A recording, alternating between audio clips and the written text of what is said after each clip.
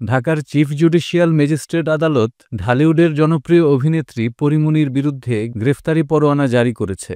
রোববার আদালত এ নির্দেশ দেন এবং একই সঙ্গে চার্জশিট গঠনের আদেশ দেন। আগামী ২০ মার্চ মামলার সাক্ষ্য গ্রহণের তারিখ নির্ধারণ করা হয়েছে। ২০২১ সালের ৬ জুলাই ব্যবসায়ী নাসির উদ্দিন মাহমুদ, যিনি বোট ক্লাবের সভাপতি, পরীমনি ও তার ২ সহযোগীর বিরুদ্ধে মামলা করেন।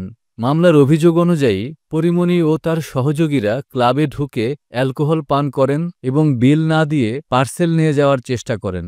নাসিরউদ্দিনকে হত্যার হুমকি ও শারীরিক আঘাতের অভিযোগও আনা হয়। বাদীপক্ষের আইনজীবী আবুল কালাম মোহাম্মদ সোহেল জানান, দণ্ডবিধির ৩২৩ ও ৫০৫ ধারায় পরীমনির বিরুদ্ধে চার্জ গঠন করা হয়েছে। অভিযোগ প্রমাণিত হলে তাকে সর্বোচ্চ ৩ বছর কারাদণ্ড দেওয়া হতে পারে। মামলার নথি অনুযায়ী ২০২১ সালের ৯ জুন রাতে পরীমনি তার সহযোগীদের নিয়ে বোট ক্লাবে প্রবেশ করেন। নাসিরউদ্দিন ও তার সহযোগী ক্লাব ত্যাগ করার সময় পরীমনি তাদের সঙ্গে বসার অনুরোধ করেন।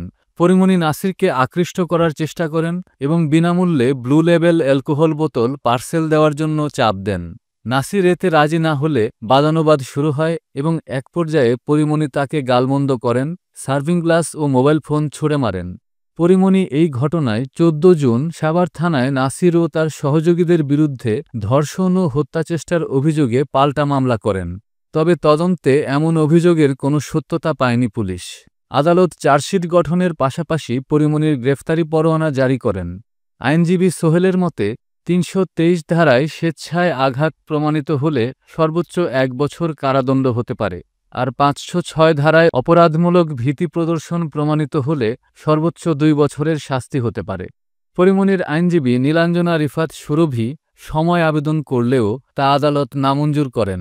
এদিকে বাদীপক্ষের আইনজীবী জানিয়েছেন, তারা ন্যায্য বিচারের জন্য সর্বোচ্চ শাস্তির দাবি করবেন। এই মামলার রায় ঢালিউডের অভিনেত্রী পরীমনির পেশাগত ও ব্যক্তিগত জীবনে বড় প্রভাব ফেলতে পারে বলে ধারণা করছেন বিশ্লেষকরা।